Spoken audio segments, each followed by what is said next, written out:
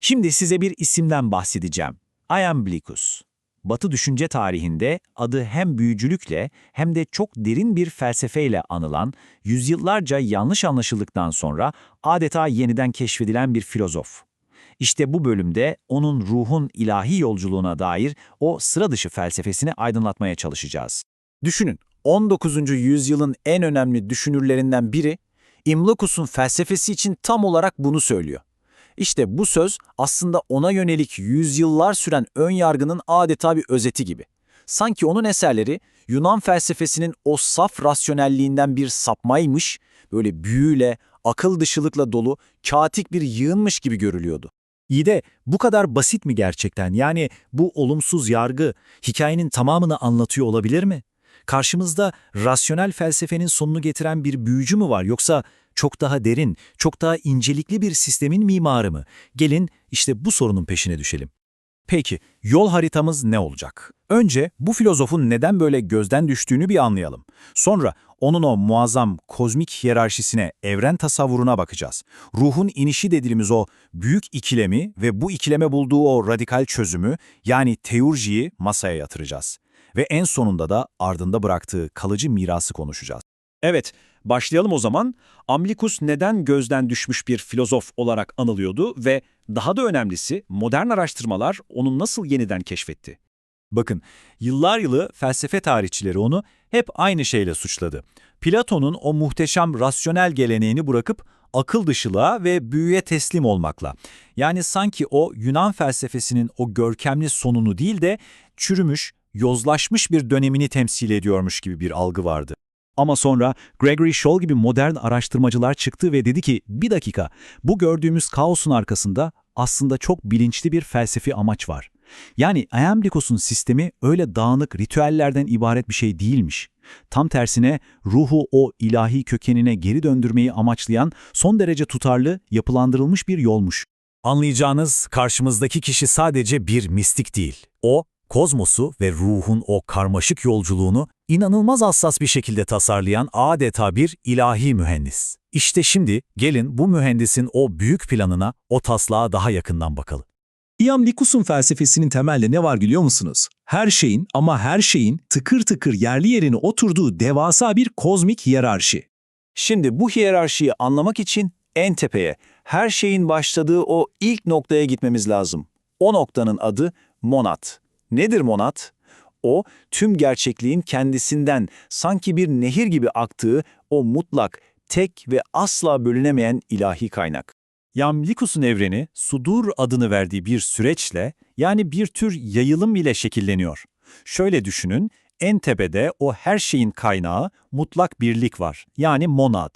Bu monaddan ilk olarak ne yayılıyor? Saf ilahi düşüncenin, formların alemi olan nous, yani akıl. Peki sonra, akıldan da bizim, yani bireysel ruhların bulunduğu psişa alemi çıkıyor. Gördüğünüz gibi bu ilahi olandan yavaş yavaş maddi olana doğru inen bir hiyerarşi. Ama sakın bu yayılımın sadece 3 adımda bittiğini sanmayın. Iamblichus'un kozmosu, tanrılar, melekler, demonlar, kahramanlar, aklınıza gelebilecek her türlü ilahi varlıkla dolu inanılmaz detaylı bir hiyerarşi. Ve bu öyle rastgele bir tanrılar topluluğu değil, hayır. Her bir varlığın evrende net bir yeri, net bir görevi var. Neredeyse matematiksel bir kesinlikle tasarlanmış, canlı, nefes alan bir kozmos bu.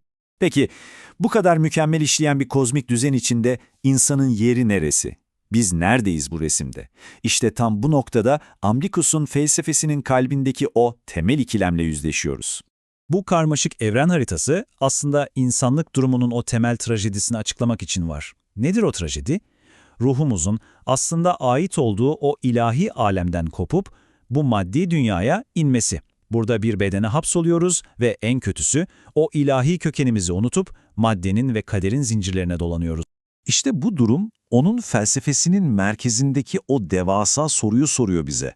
Kaderle sımsıkı bağlı olduğumuz bu maddi dünyada sıkışıp kalmış bir ruh, o ilahi kökenine nasıl geri dönecek? Sadece oturup düşünmek, felsefe yapmak yeterli mi? Iamblichus'a göre cevap kocaman bir hayır. Ve tam da bu hayır cevabının olduğu yerde Iamblichus'un felsefesinin en özgün, en radikal ve en çok tartışılan kavramı sahneye çıkıyor, teurji. Peki ne demek teoloji? Kelime anlamı ilahi iş ya da tanrısal eylem. Bu sadece bir kavram değil, ruhu arındırmak ve tanrılarla yeniden birliğe ulaşmak için tasarlanmış bütün bir ritüel uygulamaları sistemi. Yani Amblichus için felsefe sadece düşünmek değil, aynı zamanda ve belki de daha önemlisi yapmaktır. İşte bu fikir onu hocası Porfirios'tan keskin bir çizgiyle ayırıyor. Bakın hocası ne diyordu? Ruhun kurtuluşu için felsefi düşünce yeterlidir. Iamblichus ise hayır yetersiz diye itiraz etti. Ona göre ruh ancak ve ancak tanrıların yardımını çağıran ilahi eylemlerle yani ritüellerle yükselebilir. Bu felsefeyi alıp eyleme dökmek demekti ki bu gerçekten de radikal bir adımdı. Ve teoloji öyle havada kalan soyut bir kavram değil. Kendine has araçları, bir alet çantası var. Mesela suntemata, yani doğadaki ilahi semboller. Iamblichus neye inanıyor biliyor musunuz? Tanrılar bu dünyaya gelirken taşlarda, bitkilerde, hayvanlarda kendilerinden minik izler, imzalar bırakmışlardı. İşte teolojist bu işi yapan kişi bu sembolleri ritüellerde kullanarak o ilahi güçlerle adeta rezonansa giriyordu. Veya tanrıların o gizli adlarını anmak, sayıların gizemli uyumunu kullanmak, bunların hepsi ruhu bu maddi dünyadan yukarıya çeken son derece pratik yöntemlerdi. Peki, bütün bu karmaşık sistem geriye nasıl bir miras bıraktı? Iamblichus neden geç antik çağın en önemli mimarlarından biri olarak kabul ediliyor bugün? Hayatına şöyle bir baktığımızda Suriye'de doğuyor, 4. yüzyılın başlarında Apamaya'da kendi felsefe okulunu kuruyor ve aslında kısa ama inanılmaz üretken bir hayat yaşıyor. Ve yazdıkları kendisinden sonra gelen hem yeni Platoncu felsefeyi hem de Hristiyan düşüncesini çok derinden etkiliyor. Toparlayacak olursak, Amblichus'un en büyük başarısı neydi? Felsefeyi, dini ve ritüeli alıp tek bir potada eriten devasa bir sentez yaratması. İnsanlara sadece şunu düşünün demedi. Onlara ruhlarını nasıl kurtaracaklarına dair adım adım pratik bir yol haritası sundu. Aslında yaptığı şey şuydu, felsefeyi o tozlu kütüphanelerden, sıkıcı dersliklerden çıkarıp hayatın tam ortasına taşıdı. Onu sadece zihinsel bir egzersiz olmaktan kurtarıp, bizzat yaşanan, eyleme dökülen canlı bir ruhani yolculuğa dönüştürdü. Ve onun yüzyıllar önce sorduğu o temel soru bugün hala bizim için de geçerli aslında. Eğer ruhun gerçekten ilahi bir kökeni varsa, o kökene geri dönüş yolu sadece düşünmekten, tefekkür etmekten mi geçiyor yoksa aynı zamanda eylemden de mi geçiyor?